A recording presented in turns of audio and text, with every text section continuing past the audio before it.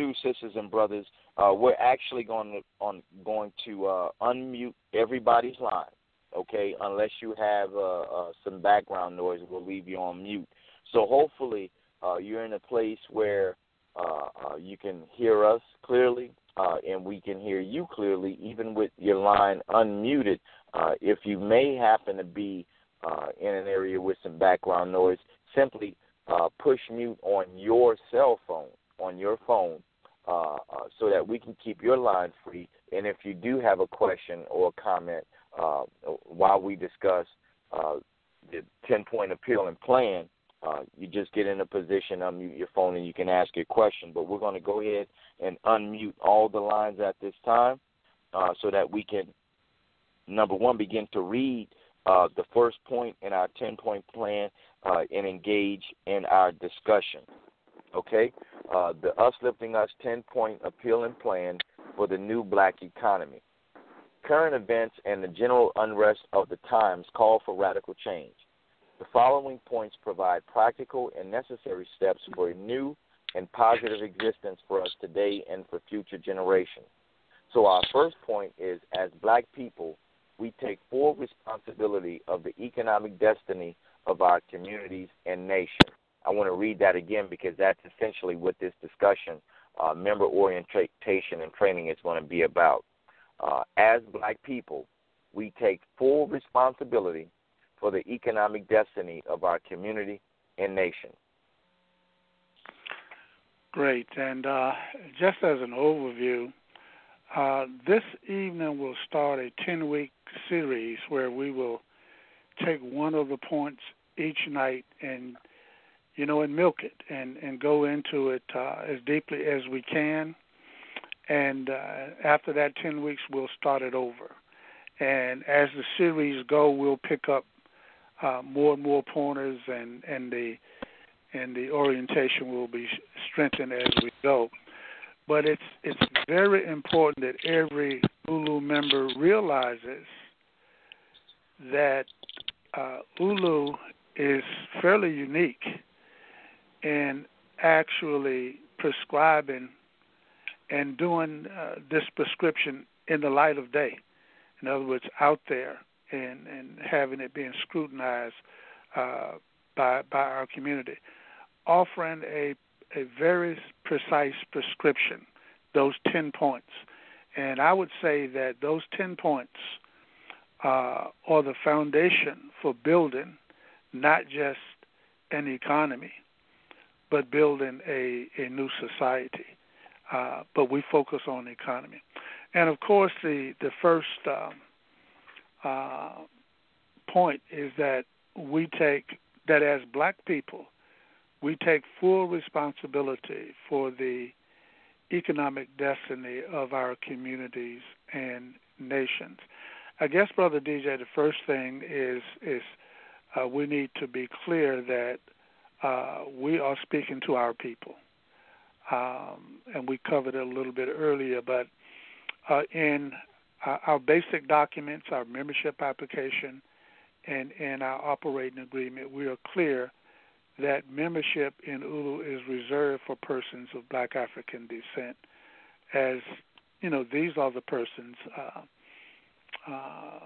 in our group that's in need of the empowerment that we talk about.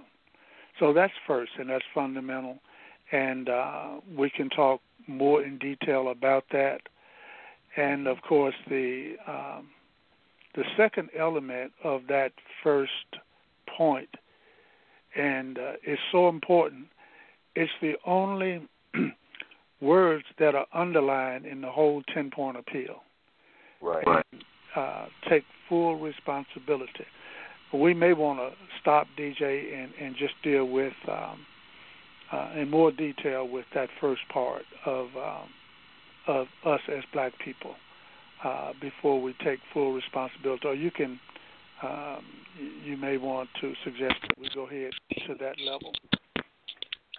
Definitely, and what I would like to do in addition to that, Baba Hekima, is to put that to our listeners because at this point, I guess it may be natural for us to assume that everybody that's on the line at this point, or members. But I want to ask, since we've got everybody's line unmuted, what does it mean to take full responsibility? Since you're right, that is the only part of the 10-point appeal and plan that is highlighted. What do we think collectively is meant by take full responsibility? And that's a question for anybody. All lines are open, so feel free to jump in, and we definitely encourage it.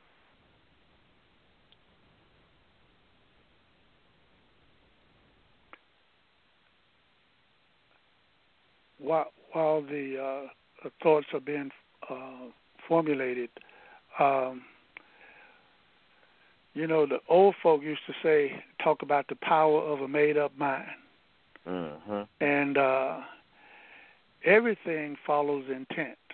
If you don't have it as an objective, as an intent, then if it happens, it's an accident. And we don't want to depend on that. And so, for us to when we talk about fondly of Black Wall Street, mm-hmm. that was a time when that's what we intended to have happen. And we took full responsibility because we weren't going back on those plantations. We'd left them. And so it pretty much, in some cases, unencumbered, we built new communities. They thrived, they flourished, and they became examples of Black economic excellence.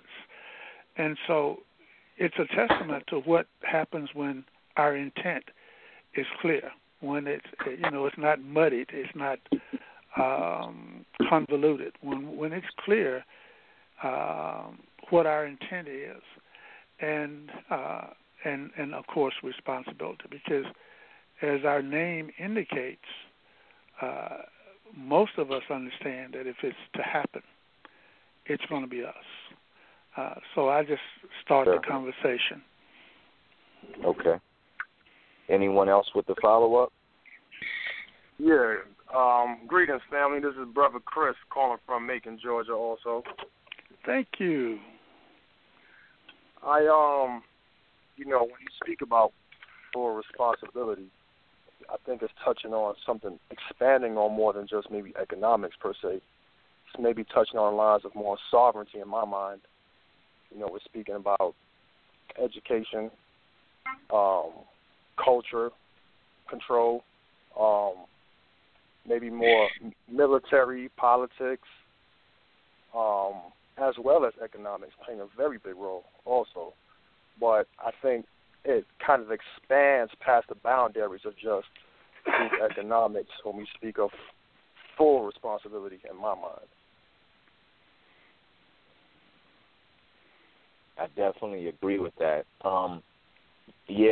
Just to take that point, a little further and just add to it, what really resonates with me when I hear take full responsibility is accountability, right? That comes with being responsible and how we govern ourselves, not only as co-op members, but the types of businesses that we get involved in, and how do we shape the larger aspects of our community in ways that they may not even understand or be aware of. But those of us who have taken full responsibility really understand what's at stake, especially as it relates to future generations. And so we're not passive about that. We are proactive and aggressive about what that means and actively being involved in shaping an outcome and making it so by taking full responsibility.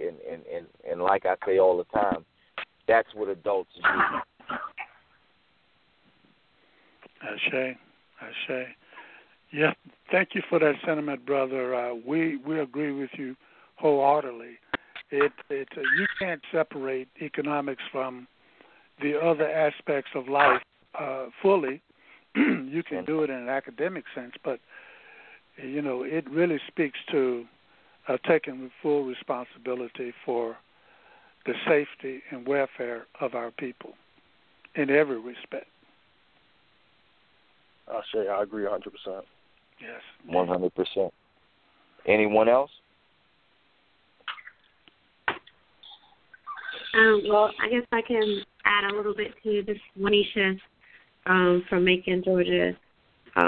When I think about taking full responsibility, it definitely, our future depends on what we do now in the present. And we have to really think about where we want to be in the future and determine what is it going to take us doing now in order to get there. And that's pretty much all I have to say about that. Great point. That's right. So as black people, we take full responsibility for the economic destiny of our community and nation. And just to kind of give it a little bit more, support, this discussion is really designed as a form of a very important form of education, so that our members have the requisite information, so that they can, when they hand someone this 10-point healing plan, and prospective members, people in our community begin to ask questions, we are equipped with the information, with the talking points enough to be able to answer those questions soundly, and based on our level of enthusiasm and passion, convey a clear economic message that resonates, that connects with them. So if they never hear anything else about ULU, if they never go to the website, then this 10-point appealing plan, kind of codifies everything that we are about as an organization. It's extremely important for us. Yeah, we're getting a little bit of noise. Yeah, we're getting a little bit back. You would help us if you would mute your phone if you are not. Yeah, I just muted it. Okay. You found it, huh? Okay. Yeah. Good. It doesn't take long with this system. That's great. Yeah. I would just say to give brothers and sisters a sense of what's going on, there are brothers and sisters who are printing out 10, 15, 20, 50 copies of the 10-point appeal.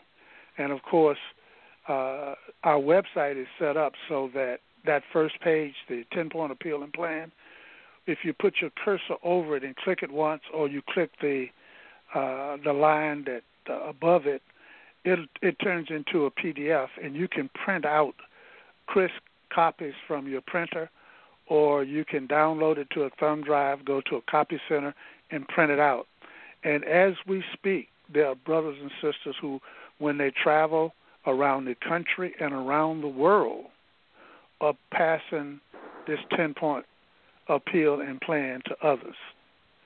And in certain circumstances, I know at least of one where they have a person is creating stacks for dignitaries as they travel about strategically in the world.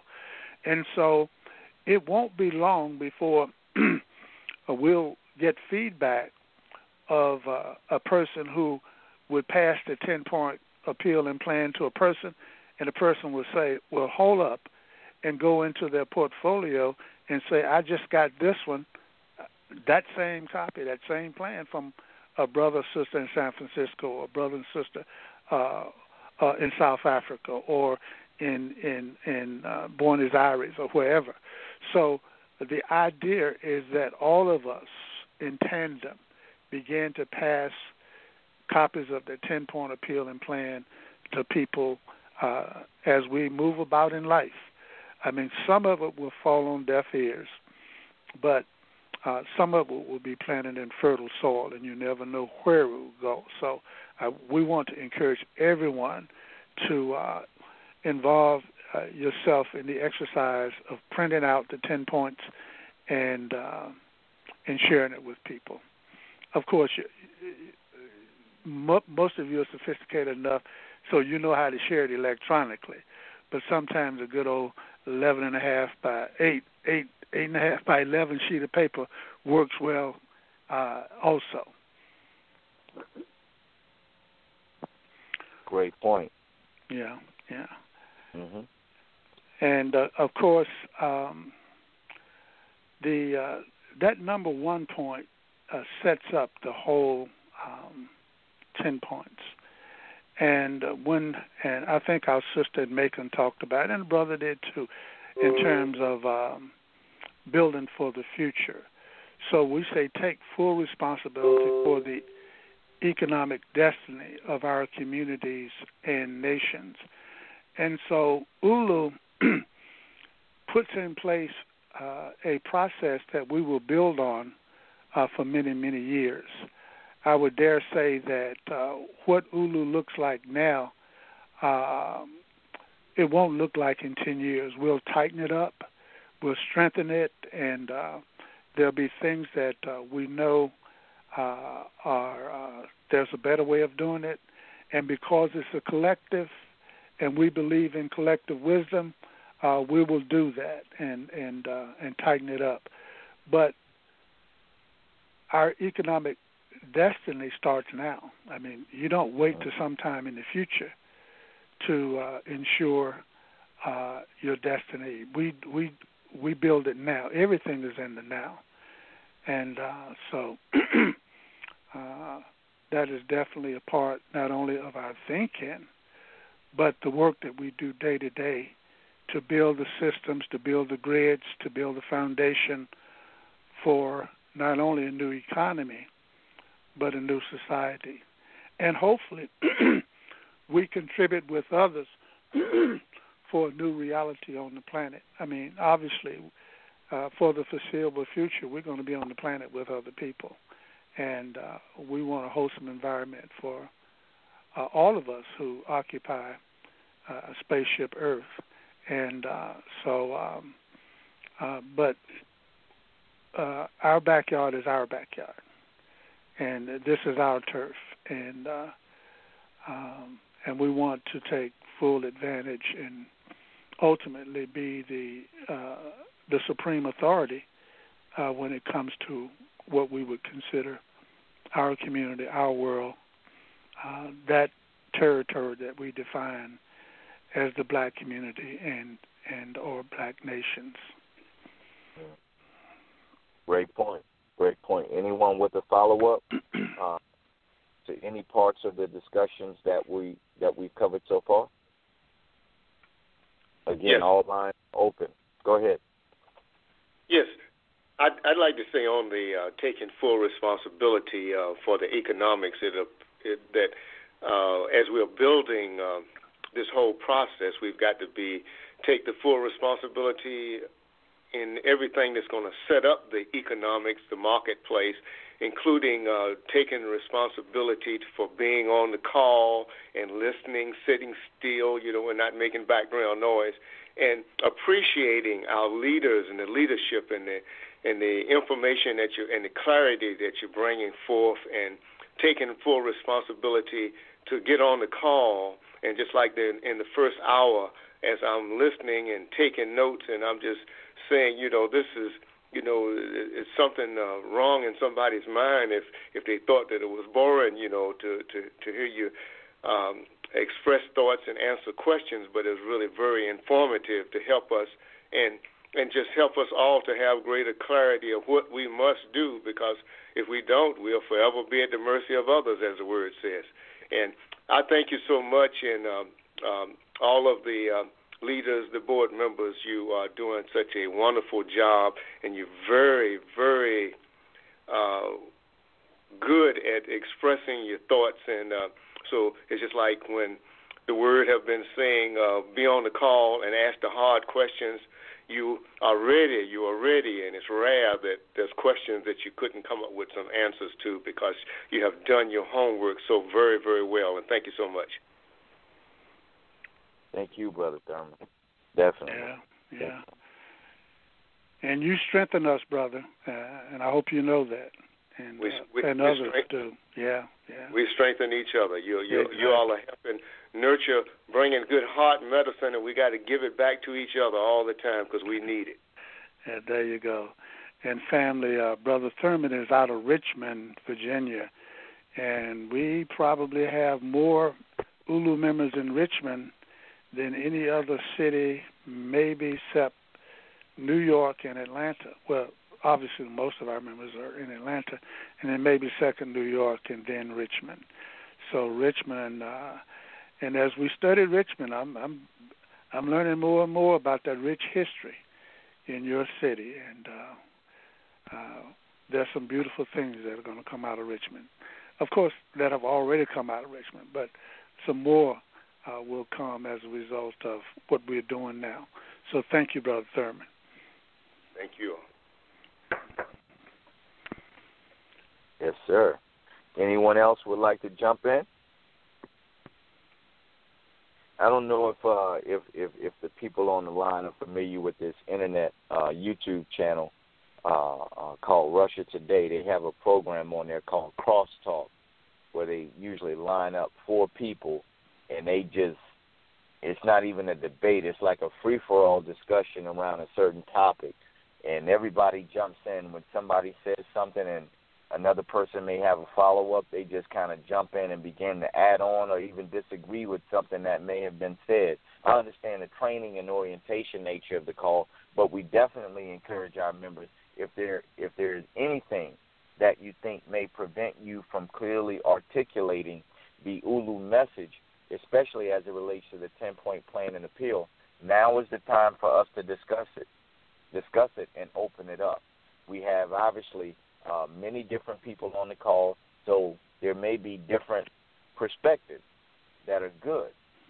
The board does not know everything, and we can't think of everything, so we rely on our members oftentimes to help us undergird this process and strengthen it. So definitely understand that, and again, we encourage you to be involved. As black people, we take, again, full responsibility for the economic destiny of our communities and nations.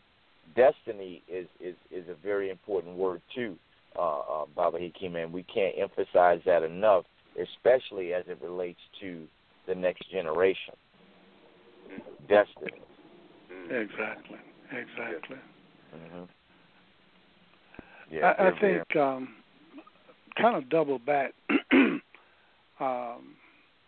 I think one of the questions you asked earlier about creativity and a people's creativity not being stemmed.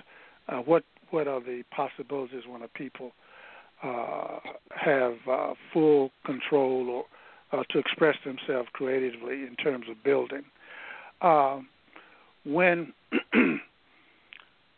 we came off the plantations after emancipation and we scattered and we began to create the mutual aid societies and began to build towns, we built hundreds of new cities, new towns, new communities, and many of them rose to high heights, especially when you consider the times.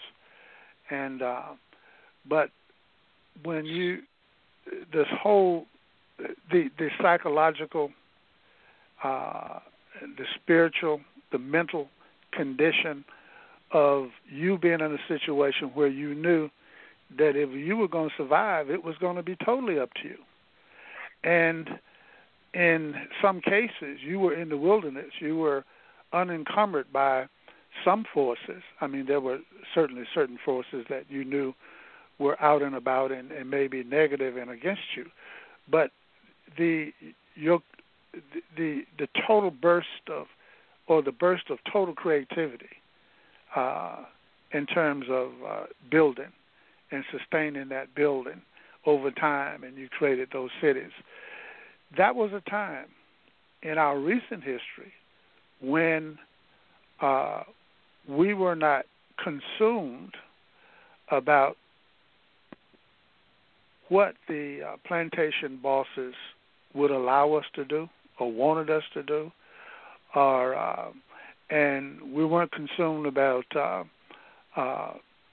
maneuvering for greater benefits, for shorter work hours, for higher wages. We were in a mode where the earth, our labor, our genius, and our creativity, there were no bounds.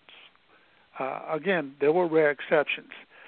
And so I would dare say, and I say a lot of times, Brother DJ, that anything that we perceive, or most of what we perceive as a hindrance to our development and our growth and development, 90% of it, I would suggest, is in our mind. It's not in the real world. And so if we don't take full responsibility and assume that posture, then we're robbing ourselves and we're robbing future generations. We're committing a crime, in essence. And so it's the person, it's the people who arrive at that point where they are prepared to make history as opposed to be a victim of history, who succeed and who, in fact, the annals of history are written about them. The people who were totally victims are rarely written about except as a sorry tale. So I'll just say that that particular clause, and as we revisit it 10 weeks from now, and as we think about it more, we'll put more meat on the bone. But that's where everything starts, with that intent, with that intense determination to be masters. And I say very often, Brother DJ, you hear me say it over and over again, that I don't know of a healthy person on the planet that does not want to be in charge of its own affairs. I mean, I'm sure that there's some people who don't, but I would say that they're not healthy.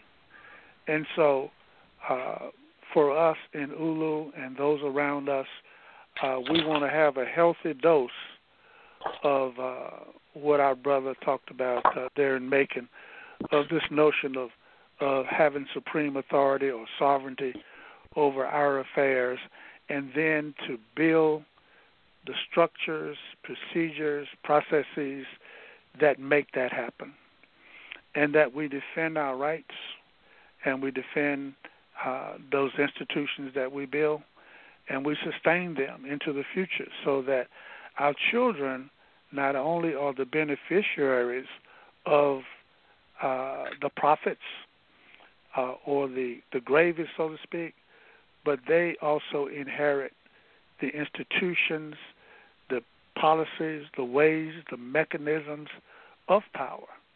And we don't build that new reality unless we're in a position to take full responsibility and assume authority as it relates to a group, a self-defined a group of persons on this planet. Great point. I've got a quick question. Bala Kimo, this is Brother Chris one more time. Beautiful. I think if we look at our current condition, I think we can see the effects of not taking full responsibility of our destiny. I've got a question in more details as far as individuals. Would you consider, let me rephrase it, would an example of not taking full responsibility for individuals be maybe working a 9-to-5 job with no intention of owning something for yourself, with no intention of creating an opportunity for yourself or your family, or maybe going to university and coming out and getting a degree and working outside of your community and not doing something for your community? I think I would agree with you. I know I would agree with you. And because for a few of us who are in that situation, it may be comfortable from a creature comfort position, but I'm thinking that very rarely is it rewarding from a creativity standpoint. In many cases, in most cases, even if you're well paid, you're a well-paid servant, a well-paid boy. And so I think that is a result of not taking full responsibility. I don't want to minimize the brother, sister who has thought through other things and maybe have tried it and they didn't succeed, but they're still there. But at least we ought to be looking at alternatives. And right. So I think you're correct. Great question. Great comment, brother. Yeah. I got. Can I comment on what the brother had brought a thought up, and that is, if when you mentioned the folks on the job and they would be content with that in so many words, it's more difficult for our people to take full responsibility when they don't have clarity of and we've got so much confusion, including lies in their head. And it would be so much easier to take full responsibility. So it brought to my mind that we have the responsibility to try in various ways to reawaken the minds and reawaken the minds where they want to really have clarity. And so there's just a lot to this taking full responsibility. And before, a few minutes ago, it just came to me that taking full responsibility means that we got to be ready to get busy to do the work. And so if the Us marketplace was going to be framed up in wood, wooden beams and whatever, we've got to take the responsibility that if need be, that ULU members would be out there doing the work to build the structures. But we can't have that done very efficiently and maximize the number of people would participate if we're not well spiritually, mentally, and physically. And so that brings to my mind that there's 4 major areas that we need to be about strengthening ourselves regular, and that is spiritually, mentally, physically, and nutritionally. And when we can bring that into that subject of taking full responsibility, that's one of those 4 areas are a necessity for our survival and for our destiny. Ashe. All right. Jump in. I thought I heard Sister Shay's voice. You did. Okay. You did. Oh, she's okay. She's here. Greetings, Shay. Greetings, everyone. Yeah, and Brother Thurman he just brought a point. Well, a couple of the comments that have been made, it just brings my mind to the fact that, yes, it's our responsibility, but it's also an opportunity. And I know we're living in a very, very interesting time, and it's really to our advantage to take the opportunity to do what it is that we're talking about and build ULU. And I like to speak in the affirmative because just as Brother Thurman spoke, if ULU members need be out there building the market and exchange, we should do that, right? Well, that's really what we're doing right now. Mm-hmm. Even though we've not gotten to the point of a brick and mortar or wood frame or what have you, the material market and exchange, but that's exactly what we're doing now. And I think the opportunity is so rich. Many people who are on their jobs, they're on a daily grind, even in their own business, on a daily grind, paying bills, and just doing that. So many people are searching for their passion and for their purpose. And ULU is just that thing in my mind, because it definitely did it for me. It's just that thing that allowed me to plug in and be more of who I am. So I really encourage us to express also to the people that we're talking to what it can do for you on an individual basis. As it strengthens us, we strengthen the community together. And again, so it's this opportunity, it's this exciting opportunity to take the reins right now, and really make history. It's not every year, it's not, every day that individuals are hearing about the opportunity to really, really be a difference, not just make a difference, but be the difference. And so I encourage us to think in terms of an opportunity, as well, a very unique opportunity. a very needed opportunity too. Absolutely. Exactly. So it answers so many things on so many different levels. And the person that we're thinking about talking to, we think, oh, okay, well, they might not get it on this level. Don't shortchange yourself. Don't shortchange them. Don't shortchange the process. You never know what part or what aspect of ULU will actually hit their heart, their mind, their spirit. And so we just got to be in the business of sharing this information and sharing the opportunity. I really appreciate you bringing that, expressing it that way in terms of an opportunity. We had a discussion today with a brother in New York, a new member, just joined today, and he had expressed a desire to be in business for himself. And when we talked a little while, it wasn't so much that he wanted to be in business for himself. He wanted a wholesome environment where he could express himself, he could, exercise his creativity. And when we discussed it, I think he came to appreciate that he may prefer to be a worker owner in an ULU co-op with a collective and secure in that environment as opposed to being out as a rugged individual business owner with the grind that normally that is associated with. And so, yes, it is. I agree with you. It's an opportunity, a great opportunity. And to further that point, as far as being in charge of your day-to-day as a worker owner, correct me if I'm wrong, but I don't think that we've seen a time in recent history, maybe even never, in this country where democracy or a democratic way of working has been introduced in our workplace. We as adults spend most of our time working, whether it's our own business or on the job.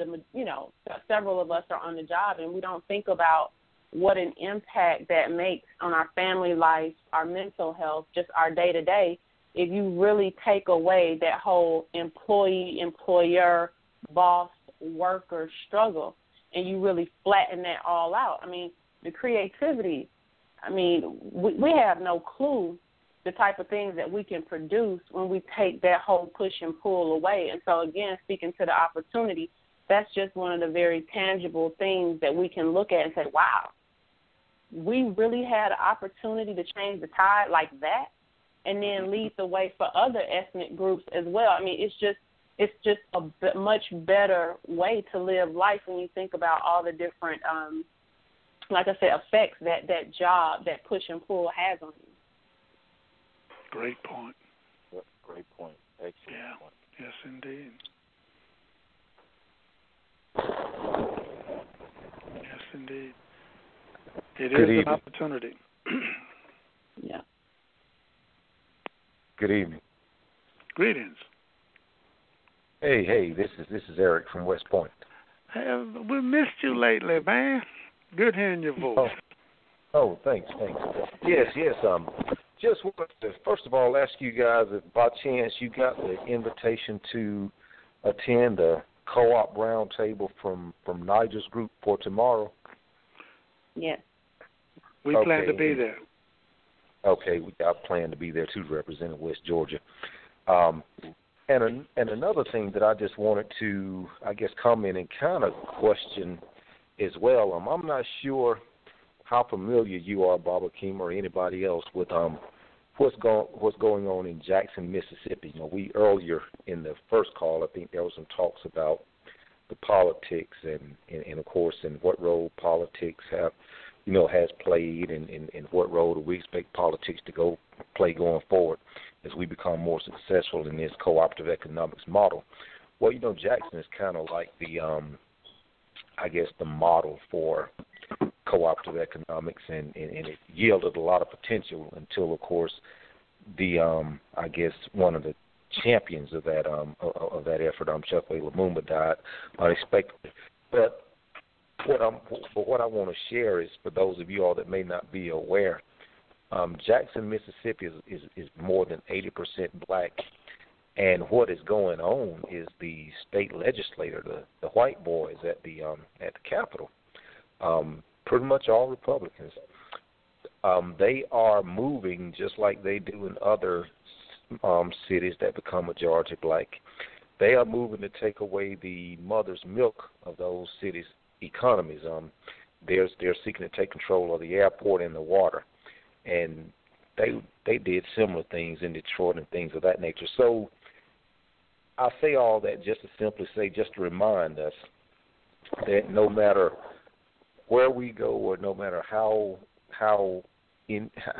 sincere our efforts are and how diligent our efforts are to build our own economy, we can't avoid the politics. But how do we contend with those forces going forward with this cooperative economic model? Because those forces are always going to be there. So how do you, Barbara Kima, feel that we contend with those forces to minimize their impact, to make sure that those forces don't derail this new Black Wall Street we're trying to build with cooperative economics? Well, certainly Jackson, we would have hoped that the development was further along so that they could have defended themselves in a more substantial way. But the black infrastructure is weak and has been weak.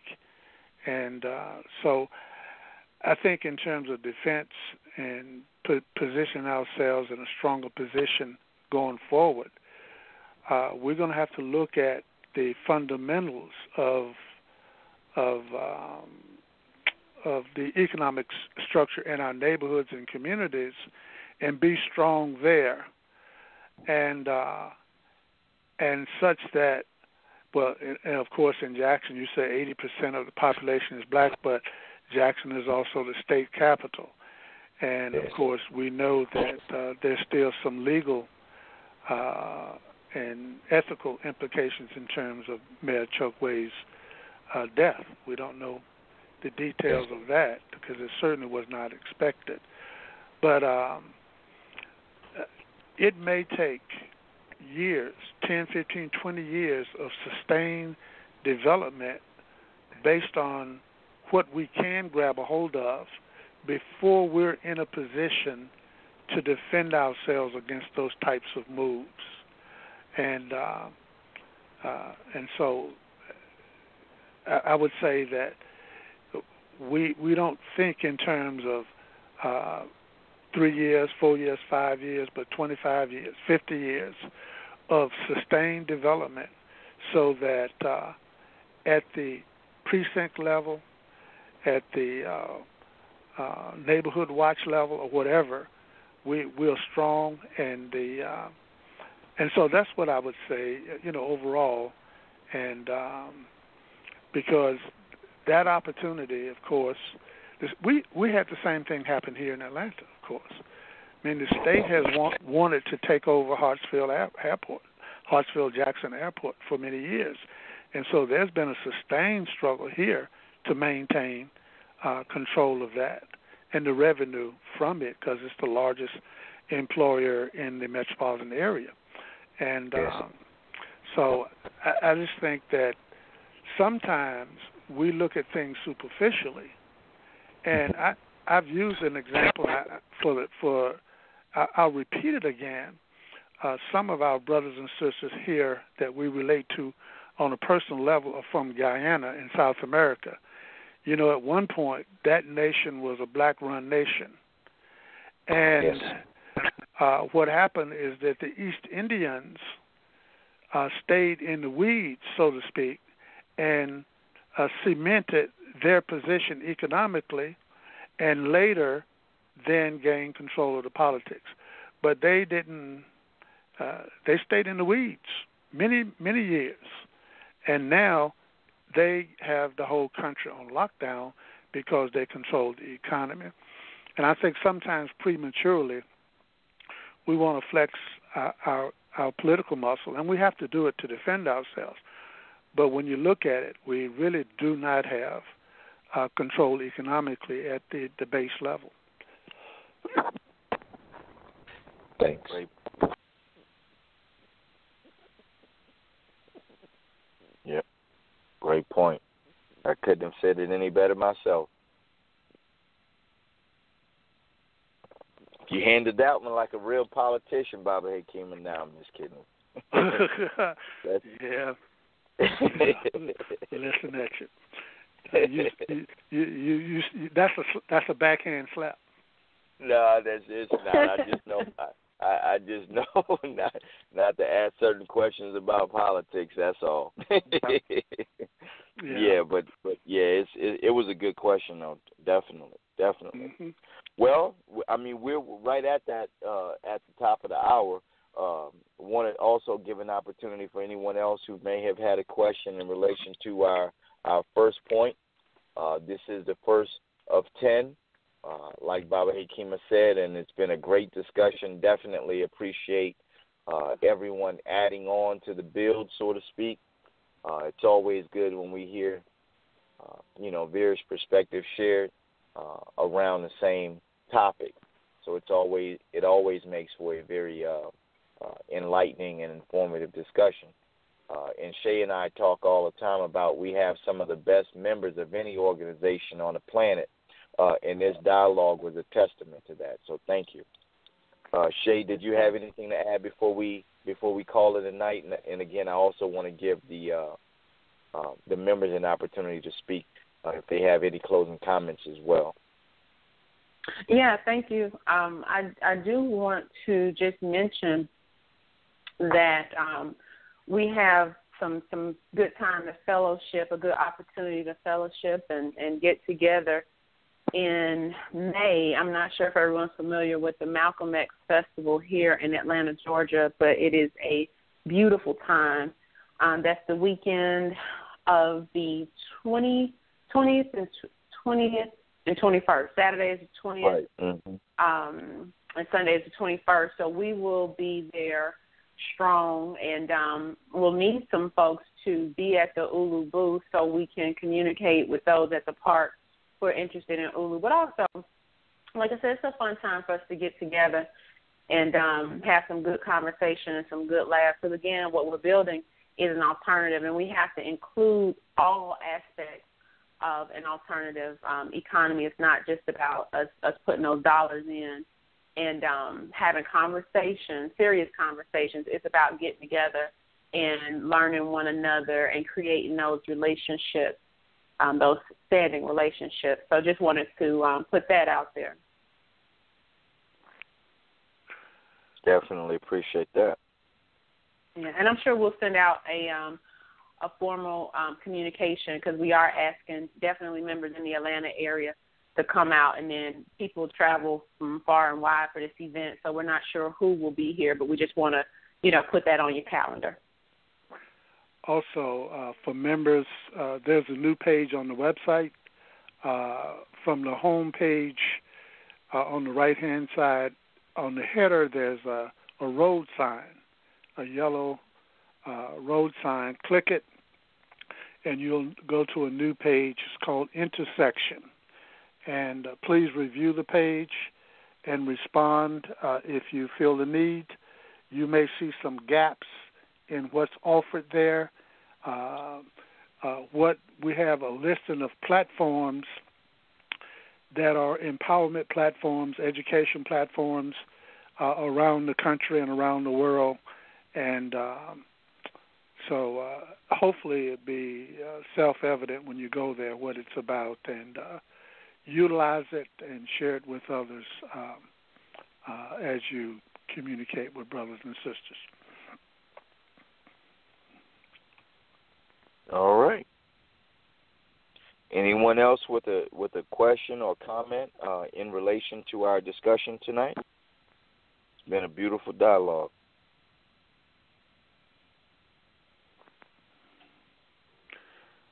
Well, we'll see Brother Eric tomorrow evening, so looking forward to it. Likewise.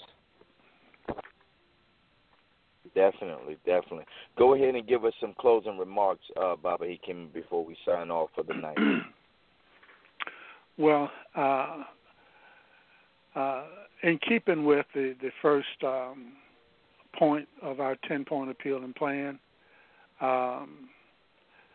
let's and Shay's advice to us to look at this as an opportunity. If you're an adult and you have children and you have grandchildren or maybe even great-grandchildren, or maybe you don't have any children at this point, but you're looking forward to. And this is an opportunity, as Brother DJ often reminds us, to step up and become adults in the world, and adults as it relates to our concrete situation. And look at ULU as an opportunity to participate in building a new reality. And again, I repeat, there's nothing stopping us. There's really nothing credible on the planet that's stopping us, except our own, what you call FUD, fear, uncertainty, and doubts. So I just close by saying, let's continue to build with enthusiasm and with joy, and build those relationships and cement them, and know that I'll say Les Brown often says, and I guess some of the youngsters might not even know who he is, but he has this saying. He says, since you can't get out of life alive, you might as well have a good time. So let us have a good ULU, a good time, and let's build, and all the way to Kilimanjaro. And when we say Kilimanjaro, that point at which we serve no master other than ourselves and the Most High. Yes. Ashe. Good word. Beautiful. Yes.